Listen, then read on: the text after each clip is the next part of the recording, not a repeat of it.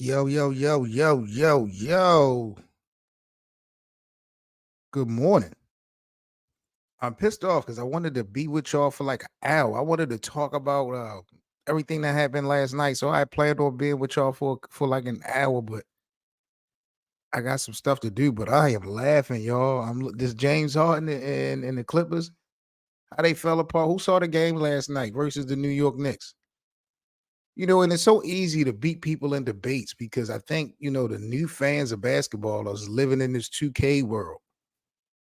I've been saying this on paper, like you can talk to me all day about how much of a threat Harden, Westbrook, Kawhi, and PG is going to be. Like, yeah, right. This is not a video game.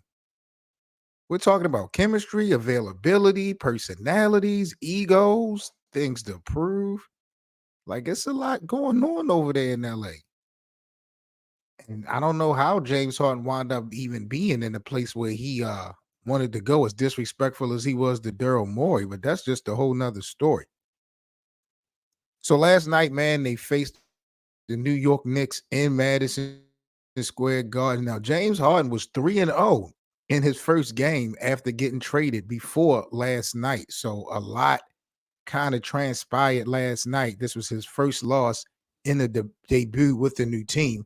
He had 17 points. He was 6 of 9 from the field, 6 assists, 2 turnovers in 31 minutes.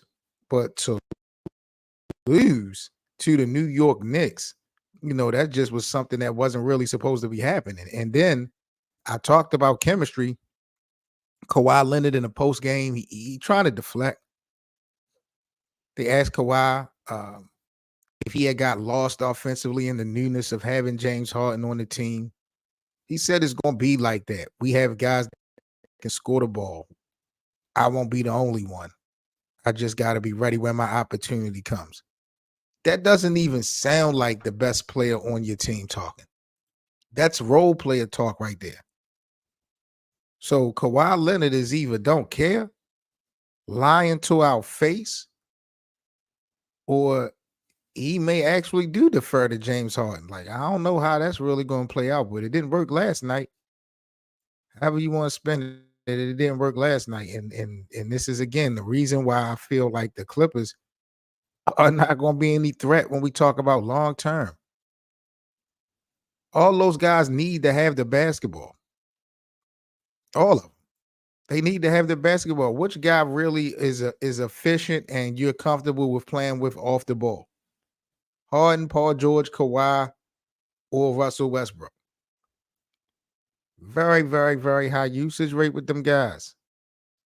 And like I said, if stuff is going well, cool.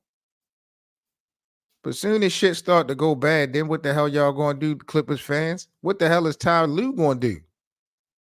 Like, we like to praise Ty Lue because he won the championship with Cleveland. People forget that was really led by LeBron. But, I'm not going to take anything away from Ty Lue. But let's be honest. When has Ty Lue ever had to coach these types of personalities and egos before? Now, he's had Paul George and he's had Kawhi Leonard for, 4 years, 5 years now? So but as far as availability, we haven't even got a maximum sample size out of that. But that's one thing. At least he knows what he's dealing with that. You got Russell Westbrook that came in last season. And even though he's playing pretty well, I mean, you know how emotional he is. And he feels wanted now because things are going well. But what if they ask Russell to really do the same thing that the Lakers asked him to do? Come off into that second unit and start building that way. Is he going to embrace that again? We already read this book before with him and James Harden. It's like the third go-round. And then you talk about James Harden. Like I said last night, his numbers wasn't that bad. But at the end of the day, what type of James Harden would be needed in order for your team to be the best? Brooklyn and Philadelphia, they pretty much use this guy as a facilitator, the guy that can initiate their offense. And last season, James Harden led the league in assists, I believe. So it's not like he can't do the job. My only thing is that should not be his job. In order for you to get the most out of James Harden, you cannot turn this guy into a facilitator, a pass first guy. You have to get this guy to go back to the days of Houston, scoring first. That's how you're going to get the best out of James Harden. We've been talking about Harden has fell off for like the last 3 to 4 years, right? We criticize how he play in the playoffs, how he come up short. But what has been kind of the same similarity or the same element in each of these seasons that we have been criticizing James Harden on the highest level? It's been that he's turned himself into a facilitator. And I think Brooklyn asked him to do that. I believe Philadelphia asked him to do that because Joel Embiid is their main guy in Philly. You got Kevin Durant, Kyrie Irving. You really don't need that much scoring. You just need someone to quarterback the offense. So I get the role that they were asking James Harden to do. And generally, any player that expands his game, you will embrace that as a fan, but not James Harden. In order for you to be successful, you need James Harden to be a score first guy from Houston. That James Harden. You may have alienated Joel Embiid because we know the 76ers was Embiid's team, but damn all that. Embiid ain't win shit. Maybe in hindsight, James Harden should have took more of an initiative to be the one instead of the two in Philly. It might not have appeased Joel Embiid, but so what? Joel Embiid might wind up out the door anyway. It looked like he's trying to be traded anyway. So I'm just looking at it from James Harden's standpoint and the team standpoint. Maybe if he would have just went back to the initial, what made him so great in our eyes, we wouldn't be having this conversation. Now he's with the Clippers with all these different personalities and egos and shit is going down now. Real sweet. But to me, it's not a guarantee. So my whole thing about it is with James Harden, if he doesn't get back to that scoring first mentality, I don't give a damn who you team him up with. You're not going to get the max from him. You're just not. Now, am I going to sit up here and really believe Kawhi Leonard is going to defer to James Harden? Hell no. What for? What has James Harden proven that will want you to do that? My brother K say James Harden is a cancer, but look at the Clippers as a whole. That whole unit is kind of shaky. You talk about emotion and how when things don't go so well, it's just like it could be tainted. Hold on 1 second. Let me take care of something real quick. I'll be right back in a brief 60 seconds. I need to take a quick time out. I hear my little ones upstairs going crazy. Let me take a quick commercial break. I'll be back with more James Harden and what the hell happened with the Lakers last night.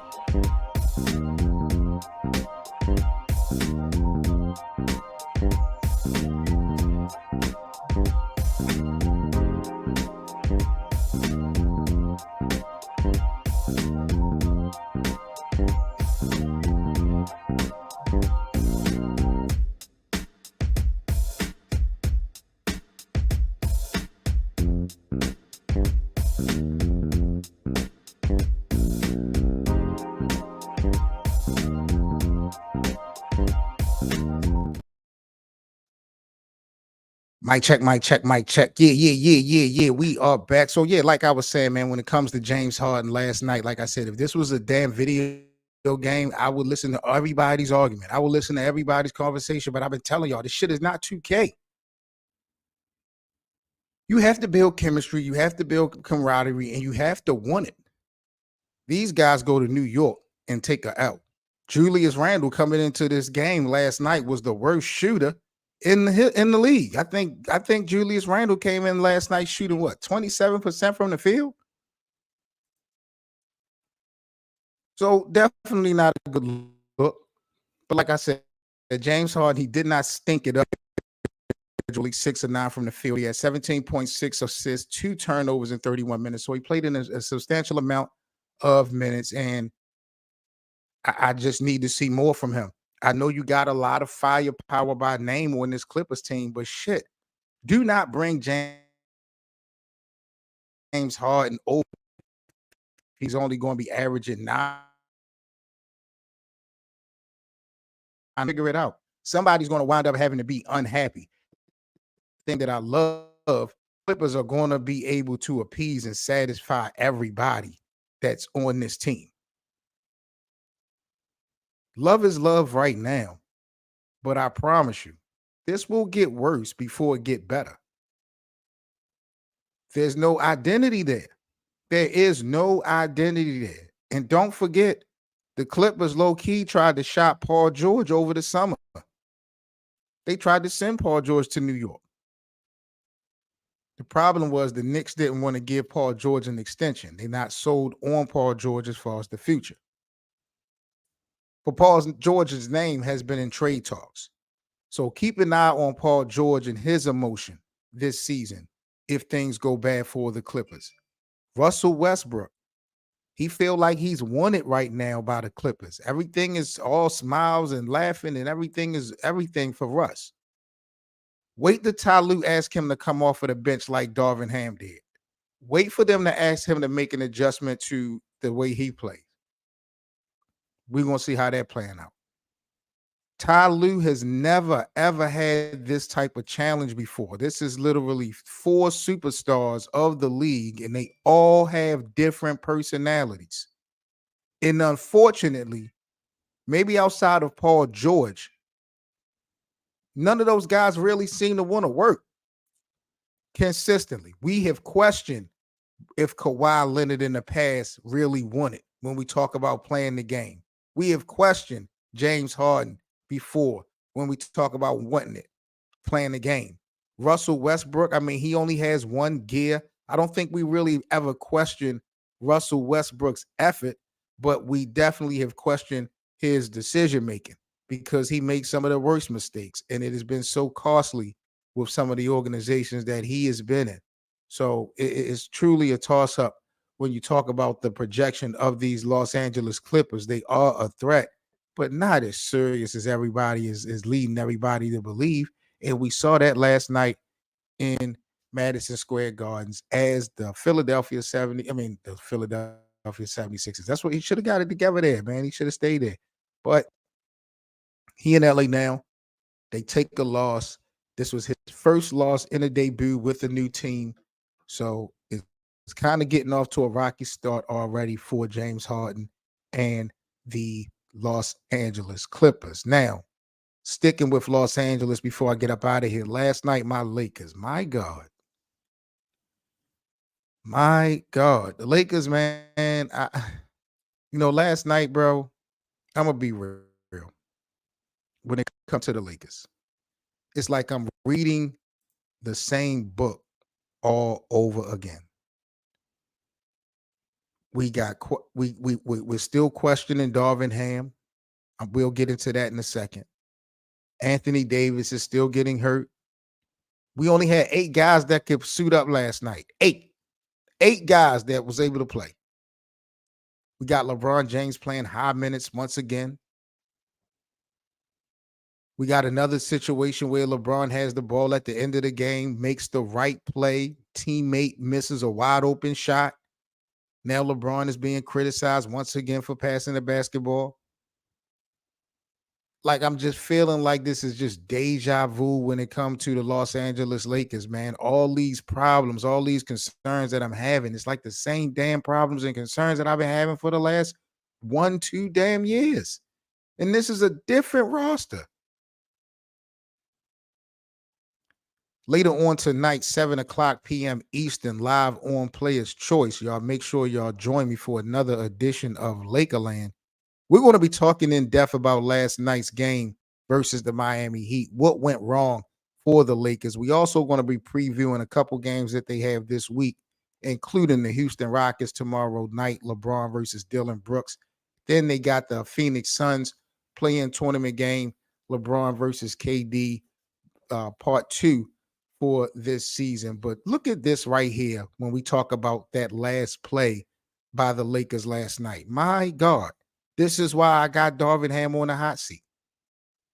Did y'all know this play, the last shot, down by 1, was literally dialed up for Cam Reddish. How? How do you and I don't want to hear no excuses. I don't want to hear no excuses because I tried to warn y'all. Y'all was sitting up there asking, why is Max Christie not getting any play? Why is Max Christie not getting any play? Well, last night, you only had 8 guys. So it was either going to be Max Christie taking that last shot, or more than likely, probably Teron Prince, I think, is probably the best shooter from the corner for the Lakers. I would have liked to see somebody else actually take the shot from Cam Reddish. But this is what Darvin Ham dialed up. And I'm not surprised because when he was asked about why is Cam getting more bump than Max Christie, he said because of the defensive presence. He feel like with Vando being out, it helps the perimeter a little bit with the size that Cam Reddish has. But he also mentioned Cam Reddish's three-point shooting. And to me, that was kind of laughable because Cam is like a 30% three-point shooter with the Lakers. And he was an 0 for last night. So you draw up the last play and you didn't need a three-pointer. You needed just 1 point. But you drew up the last play for Cam Reddish and he misses it wide open. I'm not going to ask LeBron James to shoot the ball over Jimmy Butler and Bam Adebayo, the 2 best players, the 2 best defenders that the Miami Heat had. And you got to know, like, we've watched LeBron. We've watched this. We read this book before. When we talk about LeBron with the last couple seconds, you know, for the most part, he's going to drive straight down the middle of the lane. He's going to try to garner some type of double team so he can either kick it out, or if he doesn't get the double team, he's going to try to take you to the cup. Either way it go. So Miami did exactly what they were supposed to do.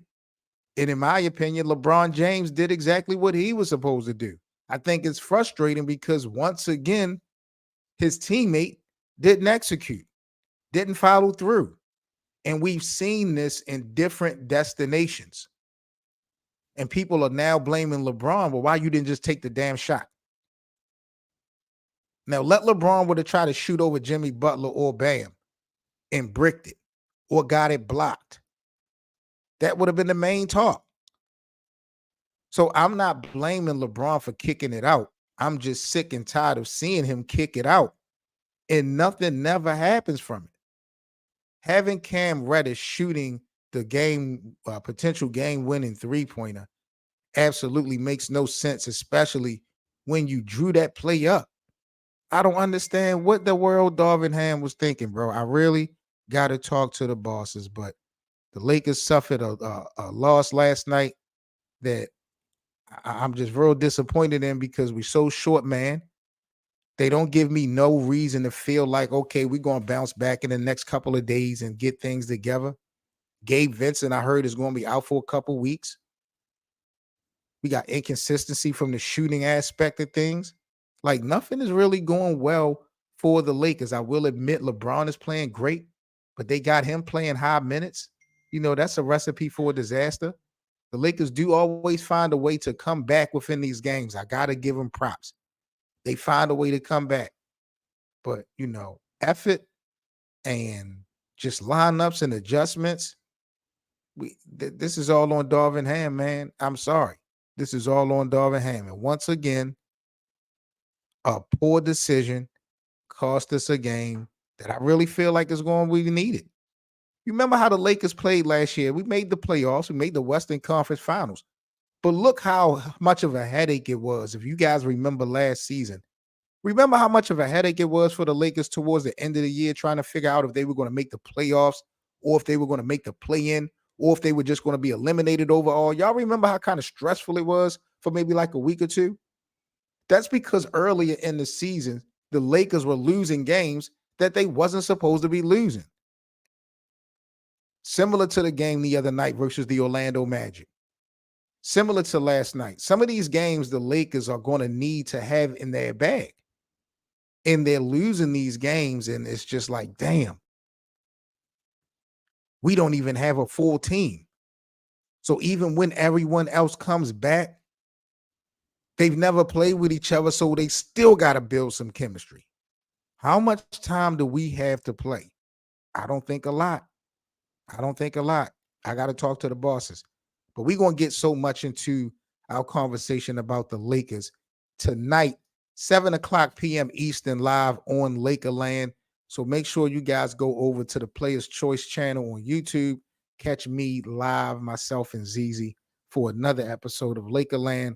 I think this is episode 19 we got going down tonight. So yeah, man, we putting in that work when it comes to the Lakers and NBA. So, man, I'll see you guys later on tonight, 7 o'clock p.m. Eastern, over on Players Choice. If you guys enjoyed this video, please do me a huge favor, smash that like button. Let's see if we can move this video up to the top of the ranks. Giving your thoughts and opinions as well, gang, on y'all impression of James Harden's first appearance with the Los Angeles Clippers. They took an L, but what was your thoughts about James Harden individually? And do y'all think this thing is going to work? Because I swear to God, I don't. I really don't. Like, comment, and subscribe. I hope you guys have a great Tuesday. Stay safe. I'm Seven Mitchell with the Best of Seven Sports Talk, and I am out, y'all. Peace.